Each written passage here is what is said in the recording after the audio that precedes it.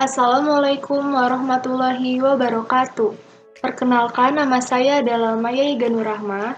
Saya adalah mahasiswi dari Universitas Muhammadiyah Tangerang, Prodi PGSD tahun 2020. Saya dari kelas 1C ingin mempresentasikan materi tentang pendidikan abad 21.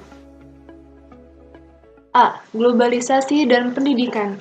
Globalisasi dimaknai sebagai kompetisi ekonomi berbasis ilmu dan teknologi. Implikasinya adalah munculnya ekonomi pengetahuan, yakni ekonomi yang dasarnya adalah pengetahuan yang pada umumnya melibatkan kegiatan penelitian-penelitian yang dilakukan di perguruan-perguruan tinggi ataupun lembaga-lembaga penelitian. Keterbukaan terhadap informasi yang menyangkut perkembangan ilmu pengetahuan dan penyelenggaraan pendidikan secara menyeluruh. Hal ini berimplikasi terhadap masyarakat dan lingkungan. Globalisasi yang bermakna suatu era menyatukan bagian-bagian dunia secara utuh, baik secara geografis, sosial, budaya, ekonomi, maupun politik yang didukung oleh tumbuh kembangnya teknologi komunikasi dan informasi. Era globalisasi ditandai dengan derasnya arus informasi, yang didukung oleh teknologi komunikasi yang berdampak pula pada aspek-aspek kehidupan manusia yang mempengaruhi perubahan dan pembentukan kepribadian individu, terutama pada anak-anak dan remaja. 1. Ciri-ciri masyarakat pada era globalisasi. Ciri masyarakat era globalisasi atau di abad 21 ini dapat dilihat dari berbagai hasil penelitian yang dilakukan oleh para pakar di bidangnya. Tilaar menjelaskan, ciri abad ini didukung oleh kemajuan teknologi, khususnya ilmu komunikasi, yang telah melahirkan suatu bentuk dunia baru, yaitu tanpa batas atau borderless. Hal ini berarti komunikasi antar manusia begitu mudah, cepat, dan intensif, sehingga batas-batas ruang menjadi sirna. Lahirnya dunia baru yang ditopang oleh kemajuan ilmu pengetahuan dan teknologi itu telah menyatukan umat manusia. Umat manusia telah menjadi satu dan sejalan. Dengan itu lahirnya kesadaran hak dan kewajiban asasi manusia. Ciri lain masyarakat global abad ke-21 ini adalah lahirnya suatu masyarakat mega kompetisi. Gelombang globalisasi yang melahirkan dunia yang terbuka telah merubah seluruh aspek kehidupan manusia dalam politik sosial budaya serta hak dan kewajiban manusia.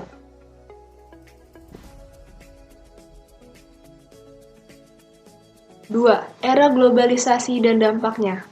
Proses globalisasi sangatlah berpengaruh terhadap kehidupan manusia, yang bisa dalam bentuk positif dan negatif. Seperti yang kita lihat, dunia yang penuh keterbukaan memberikan kesempatan-kesempatan baru, tapi sekaligus tantangan baru. Karakteristik manusia yang berkualitas dan survival di abad ke-21, seperti yang dijelaskan oleh Tilaar, yaitu mempunyai 3 jenis kemampuan untuk menganalisa, kemampuan untuk inovasi, dan kemampuan untuk memimpin. Ketika kemampuan ini hanya dapat dihasilkan oleh pendidikan yang berkualitas tinggi. Dengan adanya globalisasi dalam bidang pendidikan memberikan banyak kemudahan untuk manusia melakukan aktivitas sehari-harinya. Dampak positif yang dapat dirasakan ialah semakin banyak situs-situs online yang memberikan informasi yang berkualitas untuk menambah wawasan dan ilmu. Sistem pembelajaran yang tidak harus selalu tatap muka. Semakin mudah untuk mengakses informasi yang diperlukan.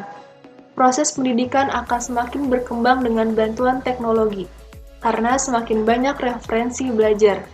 Membuat siswa aktif dengan mencari informasi di internet, menciptakan karya inovatif dengan bersumber di berbagai media yang ada dengan bantuan pendidik. Dampak positif globalisasi di bidang pendidikan.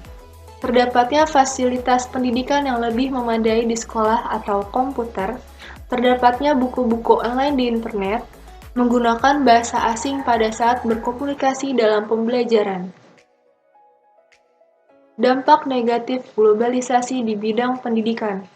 Menurunnya kualitas moral siswa, tergerusnya budaya lokal, munculnya tradisi serba cepat dan instan, meningkatnya kesenjangan sosial. B. Paradigma dan tujuan pendidikan nasional di abad 21. Saat ini, pendidikan berada di masa pengetahuan atau knowledge age, dengan percepatan peningkatan pengetahuan yang luar biasa. Percepatan peningkatan pengetahuan ini didukung oleh penerapan media dan teknologi digital yang disebut dengan information superhighway. Sejak internet diperkenalkan di dunia komersial pada awal tahun 1970-an, informasi menjadi semakin cepat terdistribusi ke seluruh penjuru dunia. 3 konsep pendidikan abad 21 telah diadaptasi oleh Kementerian Pendidikan dan Kebudayaan Republik Indonesia untuk mengembangkan kurikulum baru. Ketiga konsep tersebut adalah 21 First Century Skills, Scientific Approach, dan Authentic Assessment. Selanjutnya, 3 konsep tersebut diadaptasi untuk mengembangkan pendidikan menuju Indonesia Kreatif tahun 2045. Adaptasi dilakukan untuk mencapai kesesuaian konsep dengan kapasitas peserta didik dan kompetisi peserta dan tenaga kependidikan. A. Konsep pertama keterampilan abad ke-21 atau 21st Century Skills. Keterampilan abad 21 adalah life and career skills, learning and innovation skills, dan information media and technology skills. Ketiga keterampilan tersebut dirangkum dalam sebuah skema yang disebut dengan Pelangi Keterampilan Pengetahuan di Abad 21. Skema tersebut diadaptasi oleh organisasi Nirlaba P21 yang mengembangkan kerangka kerja atau framework pendidikan abad 21 ke seluruh dunia melalui situs yang berbasis di negara bagian Tucson, Amerika. Pada skema yang dikembangkan oleh P21 diperjelas dengan tambahan care subjek 3R. Dalam konteks pendidikan 3R adalah singkatan dari reading, writing, dan arithmetic. Dalam pendidikan tidak ada istilah tunggal yang relevan dengan konsep pertama. Keterampilan abad literasi atau literasi, dan angka numerasi, yang dapat mengekspresikan kemampuan membuat sesuatu atau writing.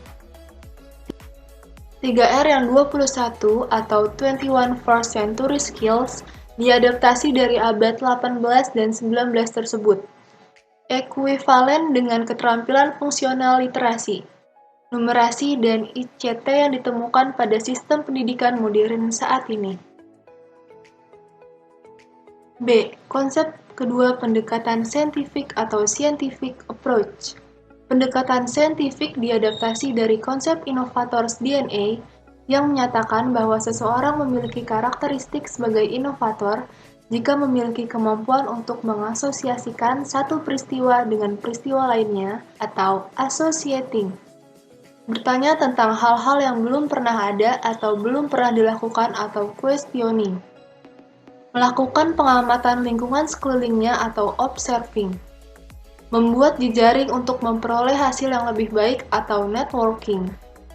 Dan melakukan eksperimen untuk mencapai inovasi atau experimenting.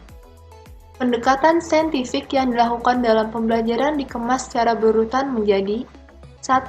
Mengamati atau observing, 2. Menanya atau questioning, 3. Menalar atau associating, 4. Mencoba atau experimenting, 5. Membuat jejaring atau networking.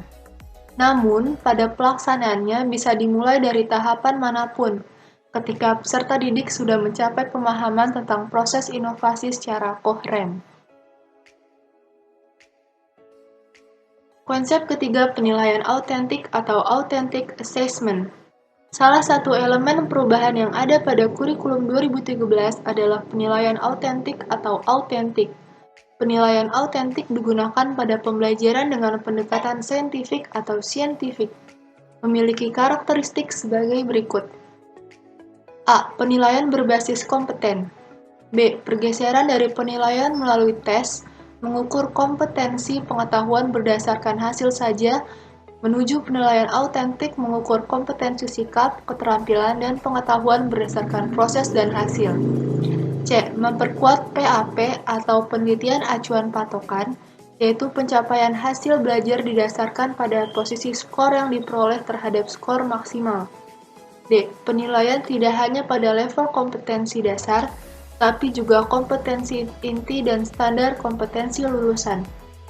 E. Mendorong pemanfaatan portofolio yang dibuat siswa sebagai instrumen utama penilaian.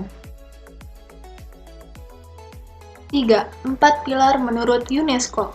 UNESCO atau United Nations Education, Scientific and Cultural Organization merupakan agensi dunia di bawah naungan Perserikatan Bangsa-Bangsa atau PBB, atau dalam bahasa Inggris United Nations atau UN, yang didirikan pada tanggal 4 November 1946, yang dibentuk oleh 43 negara.